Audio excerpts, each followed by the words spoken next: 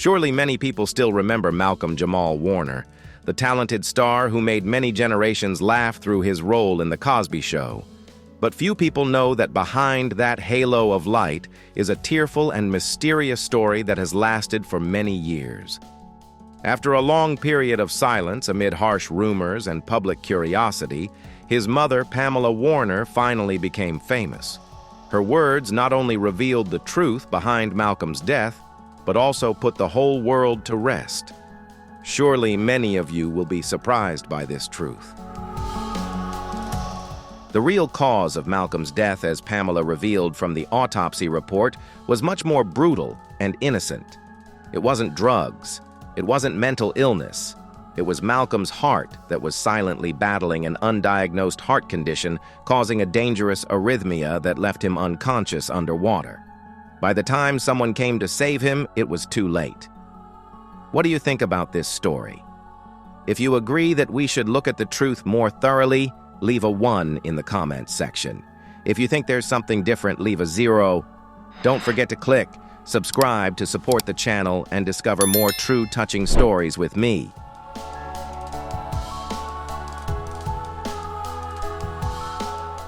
He always told me, "Sometimes my heart goes crazy, but I'm okay." "Mom," she said, her voice shaking. He thought he had time, but he didn't. In his final days, Malcolm wasn't broken. He was living well. He was writing poetry, making movies, writing books, dreaming bigger than ever. And his last message appeared in his notebook just a day before he died.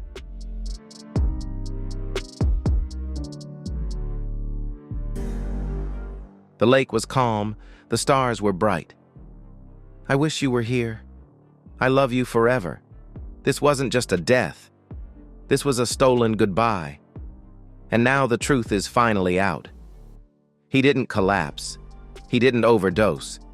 And he definitely didn't kill himself. That's what Pamela Warner wants the world to know. Because for the past 2 weeks, she's watched the world tear her son's name apart piece by piece, all the while silently holding the final truth close to her heart.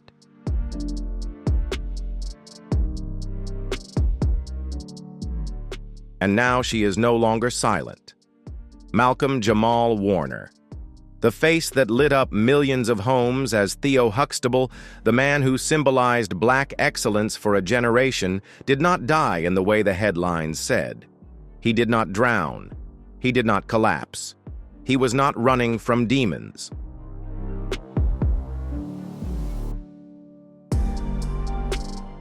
He had been taken from him by a silent killer no one expected. Pamela sat down with one reporter, just one, and she brought everything with her. Malcolm's final notebook, the private autopsy, the sealed medical records, even the audio recording Malcolm had made days before his death, whispering words that now sounded like eerie goodbyes.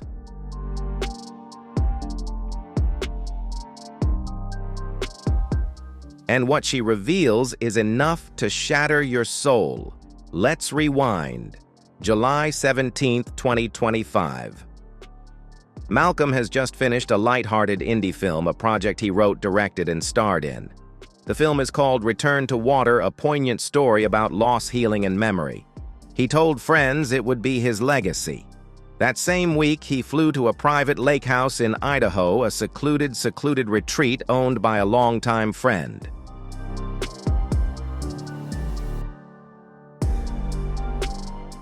He wanted peace and quiet. Just a few days to reflect before the press conferences and chaos of awards season began. But within 48 hours of his arrival, he was gone. The news was first reported on TMZ. Malcolm-Jamal Warner was found unconscious in the shallow waters of a lake. A possible overdose. Authorities are investigating. The world gasped. Twitter went crazy.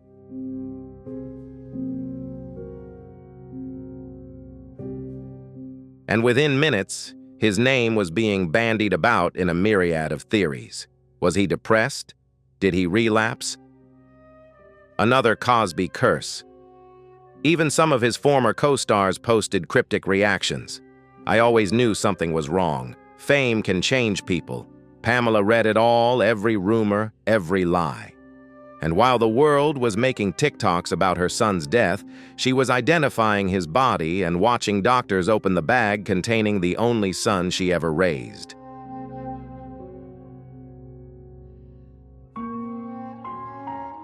But the first crack in the official story appeared that night. A private toxicology report paid for by Pamela herself came back. No drugs, no alcohol, no poison, not even caffeine. That's when she knew something was wrong, and someone was lying because the county's autopsy was suddenly delayed 3 times.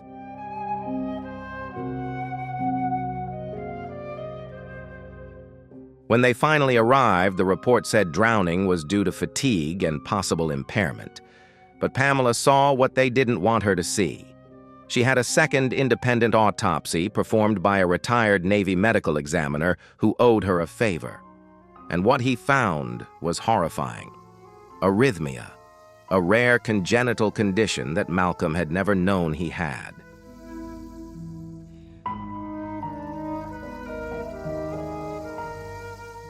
A tiny defect in the heart muscle, the kind that causes sudden loss of consciousness without warning.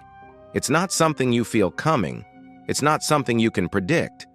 And in water, it kills in less than 60 seconds. The reality hit her like a train. Her son didn't die because he was weak. He died because no one had ever checked his most vital organ.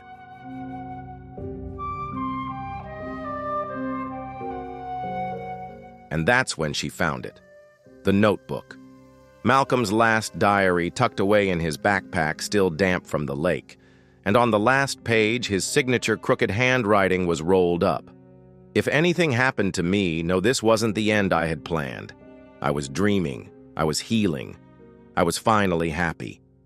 Pamela fell to her knees as she read it.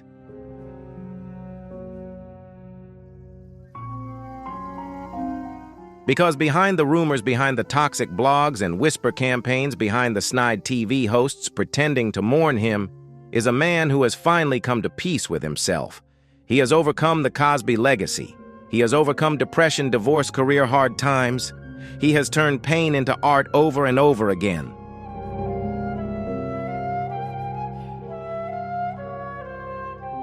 And just as he was about to tell his most honest story, his heart stopped. But that wasn't the only pain Pamela discovered. The day after his death, a stranger contacted him on Instagram. A woman named Kiara, in her 30s, soft-spoken, holding something she claimed was from Malcolm, a voice message recorded just 3 nights before he died.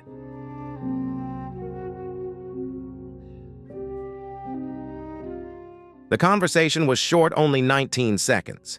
But in those 19 seconds, Malcolm said something that broke everything. If I go missing, know that I am near. Some people don't want me to tell my story, but I will. Was it a metaphor? Was he talking about trauma, about the media, about buried family secrets Pamela didn't know?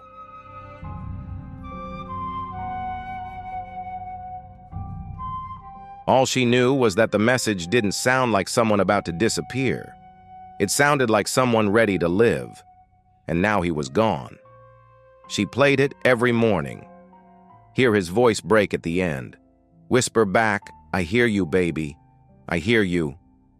There was no suicide note, no hidden pills, no embarrassing fall from grace, just a grieving mother, a hidden heart defect, and a legacy nearly rewritten by rumors.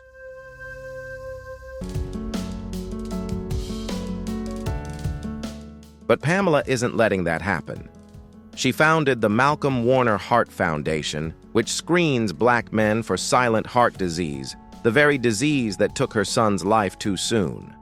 She's also demanding a correction from the media that has smeared him and plans to sue the coroner's office for false delays and false cause of death. Do you think Pamela deserves to be supported and heard? If you feel this is a brave and necessary action, leave a 1 in the comment. If you're still undecided, leave a 0 and share your opinion. If you enjoyed this video, don't forget to hit like and subscribe so you won't miss any of our upcoming content.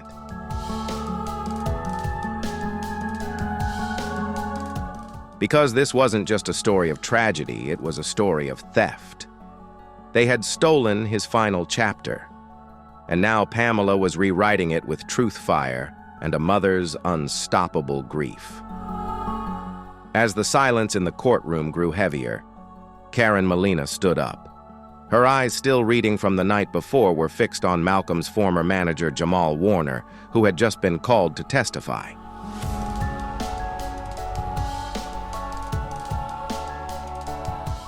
The room leaned forward.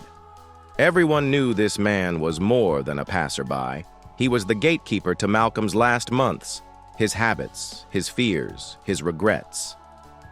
And when he finally spoke, what came out shattered the already fractured illusion of accidental tragedy. I begged him to leave town.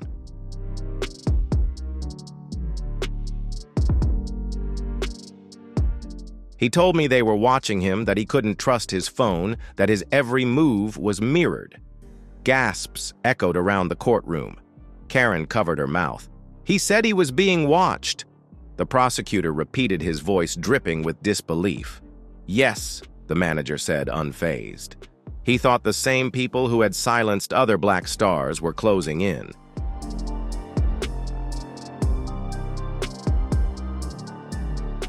He even made me promise that if anything happened, I would tell his mother that it was no accident. The judge banged his gavel, but the drama would not stop. People were crying. One juror looked visibly shaken. This was no longer a trial. It was a revelation. Karen Molina's hands were shaking. She turned to Jamal, Malcolm's childhood friend, sitting behind her. His face was pale.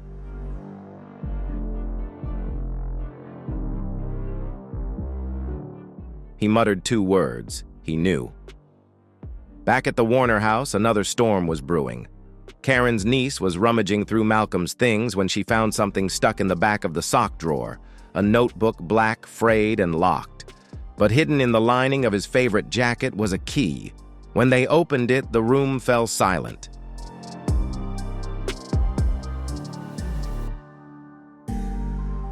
It wasn't a diary. It was a coded diary. Each page contained strange phrases, initials, strange dates, and even stranger symbols. At first, it all seemed meaningless until they saw the same three initials over and over again. MMJ. Karen froze. Michael Martin Jackson, she whispered.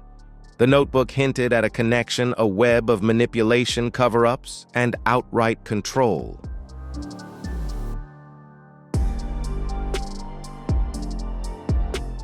Celebrities who try to speak out or break free from the system find themselves ridiculed, broken, or disappeared.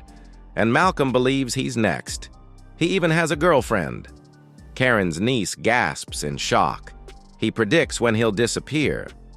Back in court, Eddie Griffin walks into the room unannounced. Heads turn, cameras click, and the internet explodes.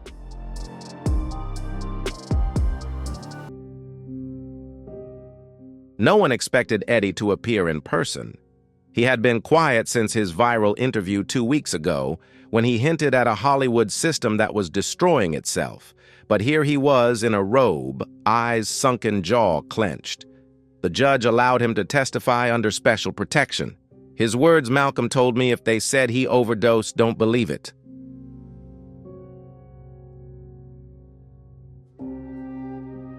He hates drugs. He doesn't even take aspirin. And who does he think is targeting him? The lawyer asked. Eddie took a deep breath, so deep it seemed like it might knock him out. Whoever controls the story, it's the people who buried the truth about Sam Cooke, Whitney, even Prince, the people who smiled at you in public but met behind closed doors to decide whether you lived or died.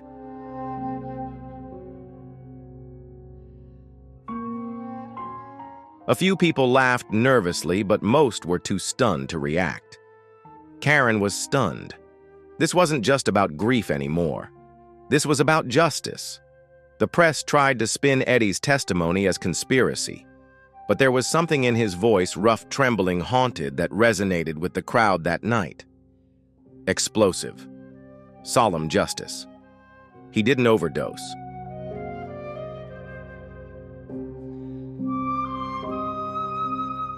Karen collapsed outside the courthouse. Her scream echoed through the streets. I want their names. I want them all exposed. And just when everyone thought the shocking details had reached their peak, another revelation rocked the public. Malcolm had secretly recorded a video a few weeks before his death.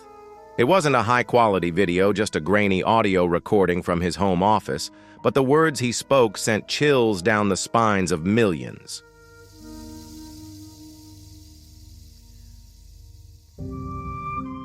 If you're watching this video, I did not overdose. I didn't take anything. And if they say I did, they're lying. I've been followed, surveilled, threatened, but I'm not afraid anymore because the truth deserves to be revealed. And no matter what happens, know that my story is bigger than me. It's about all of us. The video leaked online. In just 24 hours, it had 38 million views.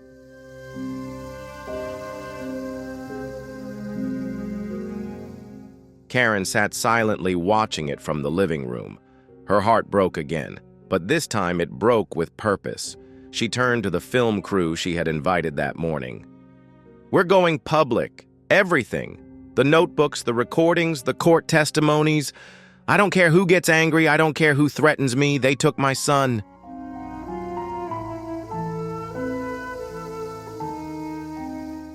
"And now I will shatter their lies." But just when everyone thought the dust had settled, it erupted again. Suddenly, a leaked recording surfaced. In it, you can clearly hear Malcolm's mother, Karen Molina, begging someone not to release the official statement. Her voice trembled, choked with sobs.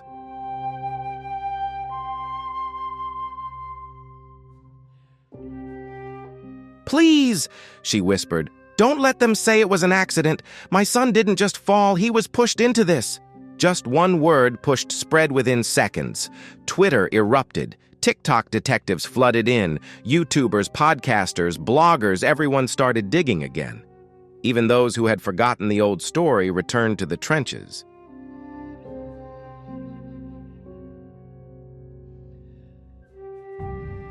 Because if Karen Molina, a quiet, reserved woman who rarely spoke to the press, was secretly recorded saying things like this, everything returned to square one. The coroner's report was once again called into question. The bruises, blood tests, missing surveillance footage, and the last messages that never made sense. Why did Malcolm text that everything was over? And who did he send it to? And that was when Eddie Griffin returned.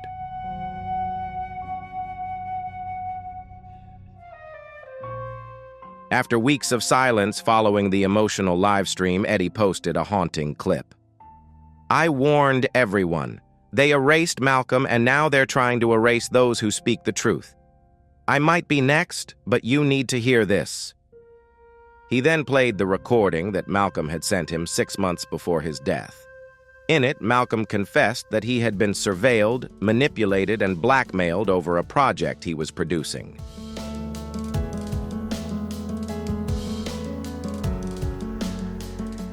A documentary would expose the dark side of entertainment contracts involving black artists. He mentioned 3 names. Only 2 were muted. The third name, Taryn Howard, and just like that, the internet exploded. People dug up old interviews. Malcolm and Terrence had a very tense exchange at a BET event in 2017.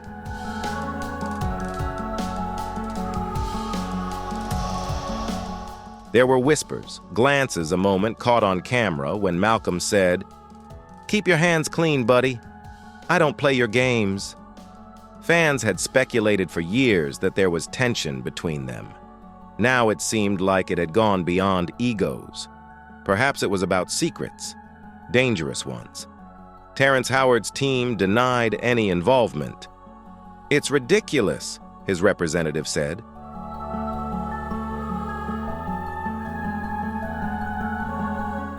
Terrence completely respected Malcolm. This was just tabloid gossip, but it was too late. A screenshot of Taryn attending a closed meeting 2 days before Malcolm's death began to circulate. The location. The hotel where Malcolm's private safe, containing the recordings of the documentary filmmaker, had been wiped clean. Even more shocking, an unnamed hotel employee spoke out, claiming she had witnessed a heated argument between a crying woman and a security team hired by a television executive. That woman, Karen Molina.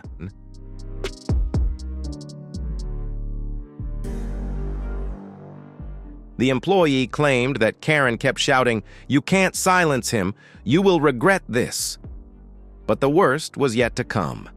A mysterious USB drive was sent to a small independent podcaster in Atlanta. It contained raw excerpts from Malcolm's documentary series footage of famous stars signing shady contracts, a whistleblower talking about coerced deals, and a chilling interview with Malcolm himself.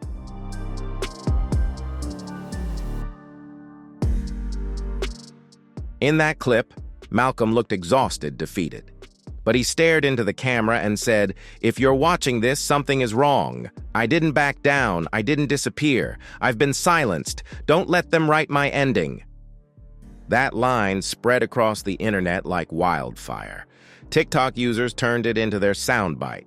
Fans posted it everywhere.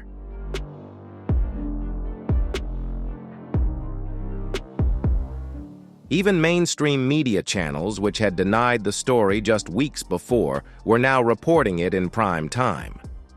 Karen Molina, under pressure and guarded by 2 bodyguards, made her final appearance on The Breakfast Club. Her voice was calm, but her words were sharp as a knife.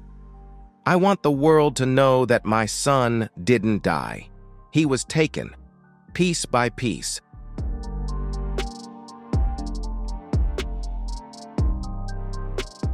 First his truth, then his voice, and finally his life. She paused for a moment before adding, "To those who think this is over, you buried a body, not a legacy." After that interview, she disappeared from the public eye. The internet was now flooded with official truth. Candlelight vigils, murals, protest hashtags, even college students marched demanding the investigation be reopened.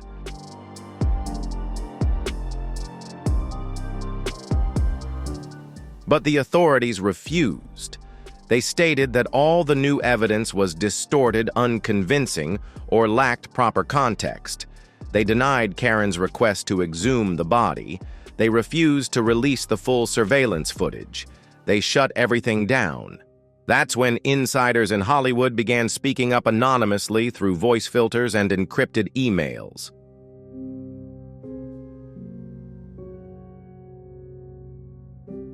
One claimed that Malcolm had been warned not to pursue the project and that non-disclosure agreements had been signed under duress. Another said that a famous Hollywood fixer had been assigned to handle a situation, a term they claimed referred to Malcolm's documentary. And then the most troubling thing of all, a second actor, someone close to both Malcolm and Terrence, was found dead in his apartment, with the conclusion being suicide.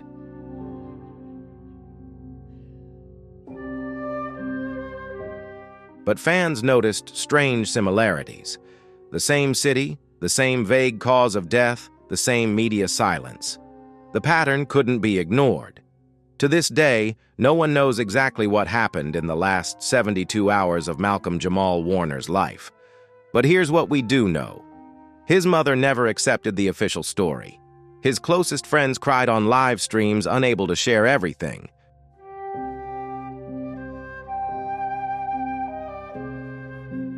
So large that even mentioning his name feels dangerous. But for those who knew Malcolm the son, the artist, the warrior, one thing remains clear.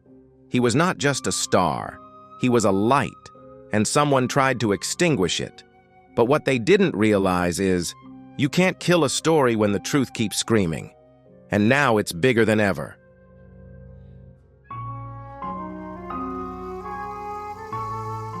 Now we must pick up the pieces of a truth no one wants to face. What began as whispers has exploded into screams. The whole world has witnessed it unfold. Betrayal, lies, cover-ups, broken families. But what happens next is up to you. Don't just scroll past this post. Don't stay silent, because silence is how they've escaped it all these years.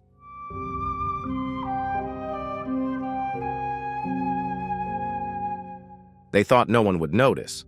They thought no one would care. They thought this story would disappear, just like they made him disappear.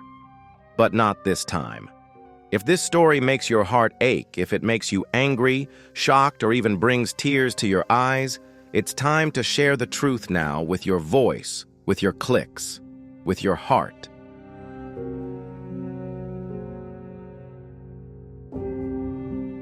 Comment below with what you believe really happened and who you think is still hiding something. Because this isn't just about one person anymore. This is about a system of destruction of erasure and calling it justice. Hit like if your soul still trembles. Subscribe if you're ready for part 2 of this battle, because trust me, the next wave is already here.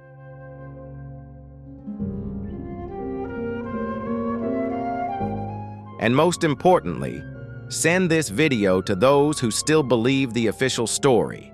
Wake them up, shake them, break the silence, because we're not just standing by anymore. We're remembering, we're exposing, and we're seeking the truth, no matter how many powerful names try to bury it. Speak up, stay awake, and stay tuned, because the real fight has only just begun. Speak up, stay awake, and stay tuned until the end. The real fight has only just begun. Do you think the truth needs to be spread? If so, leave a comment sharing your thoughts. Don't forget to like, subscribe, and hit the bell to never miss the next truths.